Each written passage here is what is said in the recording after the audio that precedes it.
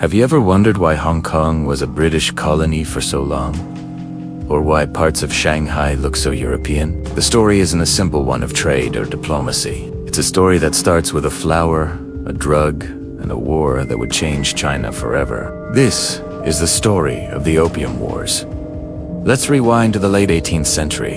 The Qing Dynasty in China was at the height of its power. It saw itself as the center of the world, the Middle Kingdom, and it wasn't really interested in what the West had to offer. Foreign traders, especially the British, were only allowed to trade in one port, Canton, Mornay, Guangzhou, and they had to follow a strict set of rules. The British were buying massive amounts of Chinese tea, silk, and porcelain.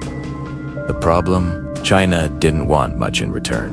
They were perfectly happy with their own goods. This created a huge trade deficit for Britain. They were paying for Chinese goods with silver, and their national treasury was draining away at an alarming rate. The British East India Company, a corporate giant of its time, needed to find a product that the Chinese would buy. They found their answer in opium. Grown in their territories in India, opium was a highly addictive drug. They began to smuggle it into China, ignoring the Qing government's ban on the substance. The plan worked a little too well. Opium addiction swept through Chinese society, from common laborers to government officials, and even the imperial court itself. The social fabric began to fray. People lost their health, their jobs, their families, and that silver that was flowing out of Britain. It was now flooding back in, with a tidal wave of Chinese silver flowing out to pay for the drug. The trade deficit had completely reversed. The Daoguang Emperor was deeply alarmed. This wasn't just a trade issue anymore. It was a moral and economic crisis. He appointed a man of unwavering integrity, Lin Zexu, as an imperial commissioner to stamp out the opium trade completely. Lin arrived in Canton in 1839, and he meant business. He wasn't interested in compromises. He demanded that foreign merchants surrender all of their opium. When they hesitated, Lin blockaded their factories, cutting off their food and water supplies. After a 6-week standoff, the British Superintendent of Trade, Charles Elliot, finally caved and handed over more than 20,000 chests of opium. That's nearly 3 million pounds of raw opium. And what did Lin Zexu do with it? In a powerful public display, he had it all mixed with lime and salt and flushed into the sea at Hummin. He wanted to send a clear message. China was done with opium, but this act of defiance was seen as an outrage in London. The merchants whose opium had been destroyed screamed for compensation and retaliation. They framed it as an attack on free trade and a violation of British property. The pro-war faction in the British Parliament, fueled by commercial interests and a sense of national pride, argued for a military response. They painted the Qing Dynasty as a backward, arrogant empire that needed to be taught a lesson. Despite some opposition from those who saw the immorality of the opium trade, the war hawks won. The British government decided to send a naval expedition to China. Their goal wasn't just to get compensation for the opium. It was to force China to open up to trade on Britain's terms. In June 1840, the British fleet arrived. What followed was a completely one-sided conflict, a clash between a pre-industrial nation and the world's leading industrial power. The Qing Dynasty's military was outdated. They had traditional junks and soldiers armed with swords, spears, and old matchlock guns.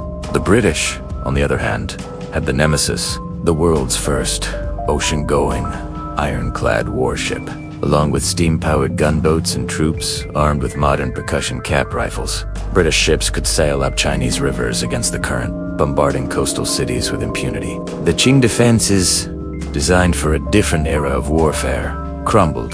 The British captured key cities along the coast, including Shanghai and Nanking, and sailed up the Yangtze River, threatening the critical city of Nanking and the Grand Canal, the dynasty's economic artery.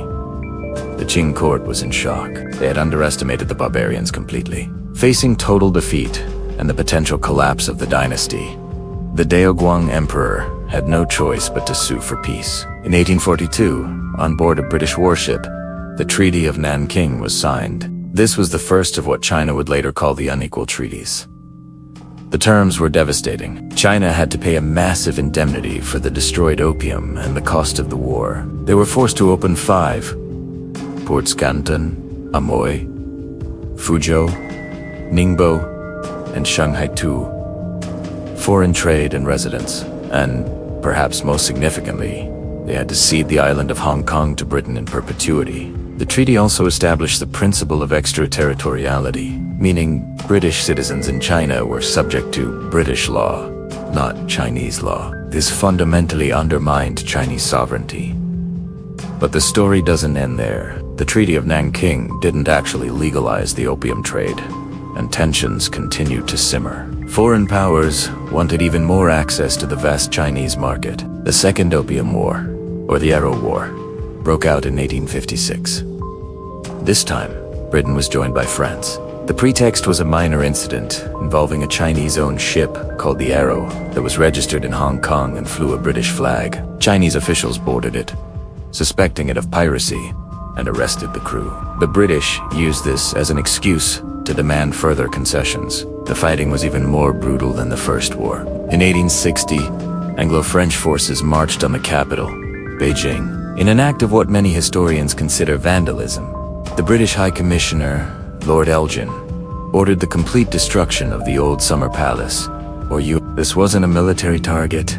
It was a magnificent complex of palaces, gardens, and priceless art, a jewel of Chinese civilization. It was looted and then burned to the ground over 3 days. A deliberate act of cultural humiliation intended to break the emperor's will.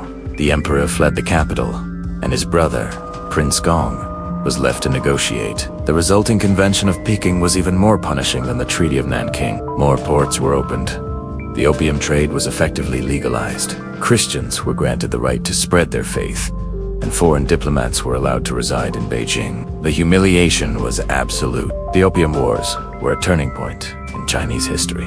They marked the beginning of what China calls the Century of Humiliation, a period where China was carved up and exploited by foreign powers. The wars exposed the deep-seated weaknesses of the Qing Dynasty and shattered the traditional Chinese worldview. The old order was broken, and China was forced into a painful, prolonged struggle to modernize and find its place in a world that no longer revolved around it.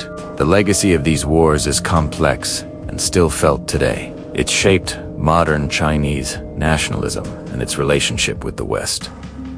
The story of the Opium Wars is a powerful reminder of how the pursuit of profit can lead to conflict, and how the clash of empires can leave scars that last for generations. It's a critical piece of the puzzle to understanding the world we live in now. Thanks for watching. And if you found this history interesting, don't forget to like, share, and subscribe for more deep dives into the past. See you next time.